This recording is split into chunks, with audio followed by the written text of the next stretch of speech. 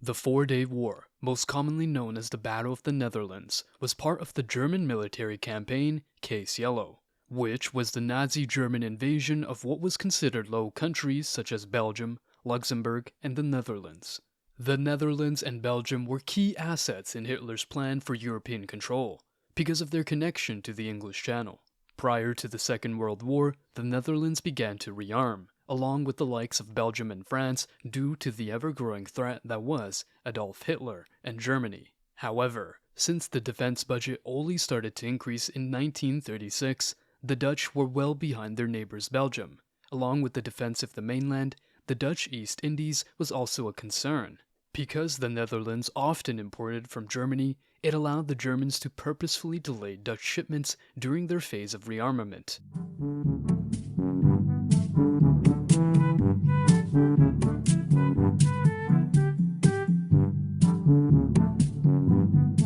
In April of 1939, the Dutch military had researched a total of 100,000 men. After Poland was quickly taken by German and Russian forces, the Netherlands looked to remain neutral in future conflicts, just as they did 25 years earlier in the First World War.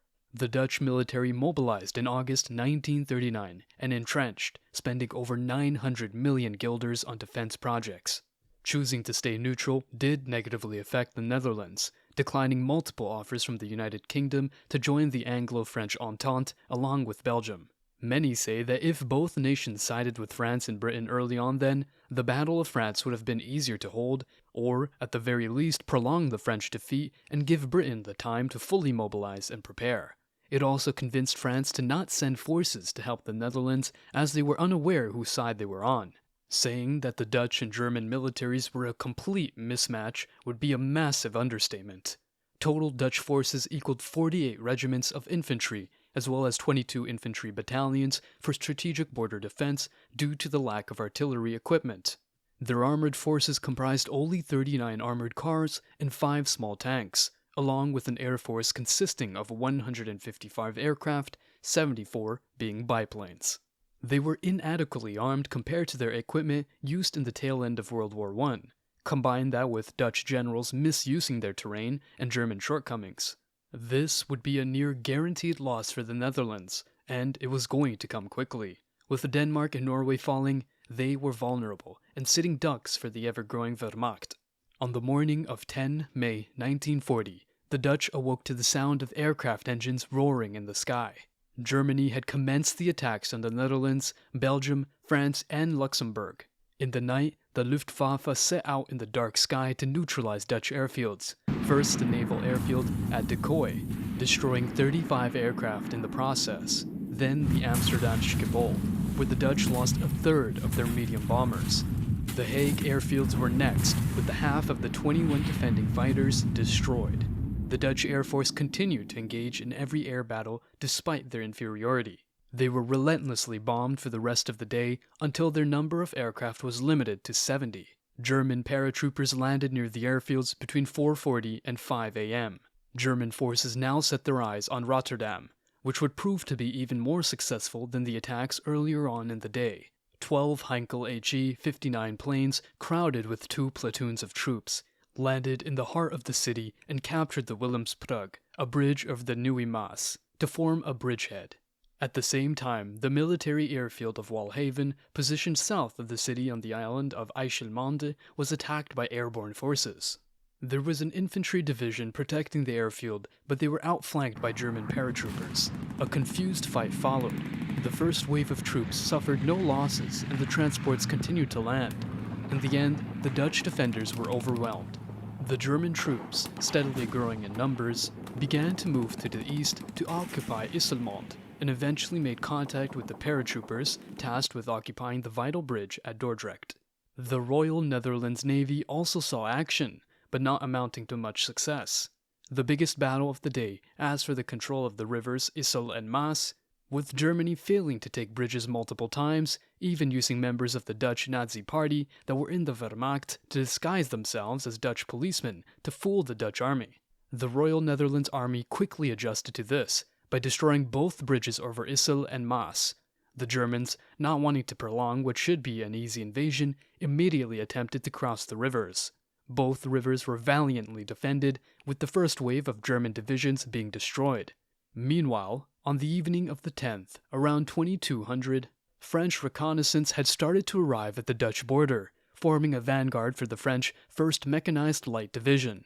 In the north, by the end of the day, the 1st German Cavalry Division had finally reached the line Meppel-Gröningen, delayed by logistical problems and Dutch demolition teams blowing up 236 bridges.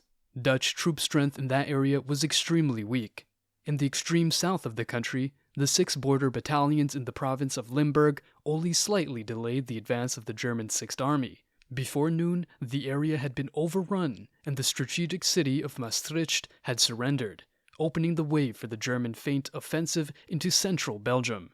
The Germans, however, failed to capture the main bridge intact, forcing them to delay the crossing by the 4th Panzer Division until the next day, 11th of May.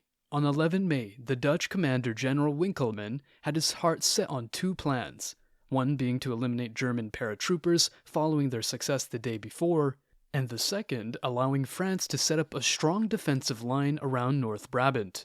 Not much happened during the second day of the invasion, with the planned counterattack by the Light Division against the airborne troops on Isselmond failing, and at 10:15 a.m. the Light Division was given permission to break off the crossing at this point and ordered to shift its axis of attack by reinforcing Dutch troops on the island of Dordrecht. This was done in order to clear the island and then advanced into Isselmond over the Dordrecht Bridge to reach Rotterdam. Earlier during the day, 2 attempts were made by Dutch battalions to carry out an attack against the western flank of the German perimeter. The 1st Battalion, withdrawn from the Belgian border, partly crossed the Oude Maas at 2 points and tried to storm the bridge at Barendrecht into Isselmond. The 2nd Battalion, taken from the Fortress Holland forces positioned at the Hoogse Waard, had crossed the Dordtse Kil to the island of Dordrecht the previous day, using the ferry at Wieldrecht, and now tried to expand its bridgehead. Although its crossings were successful, the advance of the 1st Battalion was executed only hesitantly. The troops were surprised by German counterattacks and dispersed. The 2nd Battalion was likewise surprised, with many men being taken prisoner. Rotterdam, though reinforced by an infantry regiment, was unable to rid the city of German paratroopers, which totaled around 1,600 men, from their bridgehead on the northern bank of the Maas. In North Brabant, the situation was getting worse by the minute. Germans were effortlessly able to cross the canal around 1300 due to the withdrawal of the Peel Division earlier on in the war. A second crossing at Erp against opposition led to a general collapse of the line.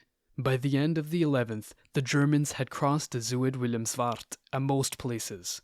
In the south, especially at the Grebbe line, the Dutch were faced with continuous shelling from artillery, and with only 2 infantry divisions manning the defense, it had therefore been chosen as the main attack axis of the 207th German Infantry Division and motorized SS units. Consistent and thunderous shelling had cut off all the telephone lines. This led to the Dutch commander not being able to make requests for artillery of their own to be brought to the battle. The land being defended did not help the Netherlands either, as the vegetation wasn't cleared, which supplied Germany with a great form of cover. At noon, a breakthrough was accomplished at the extreme north of the outpost line, and the Dutch positions were then slowly rolled up from behind. The outnumbered and inferiorly armed companies resisted as well as they could, but by evening, all outposts were in German hands. The commander of the 2nd Army Corps, Major General Jacob Harberts, failed to react adequately. He did not realize that motorized SS troops had been involved in the attack and thought that the outposts had been surrendered to a small probing German force through the cowardice of the defenders. Even though a counterattack in the night was planned, it was abandoned not long after its planning. Meanwhile, most Dutch troops had been evacuated from the north over the Afsluitdijk. Thank you for watching this Everything History video. We hoped you enjoyed the video or at least learned a thing or two. What do you think about the Low Countries campaign and the German invasion of the Netherlands?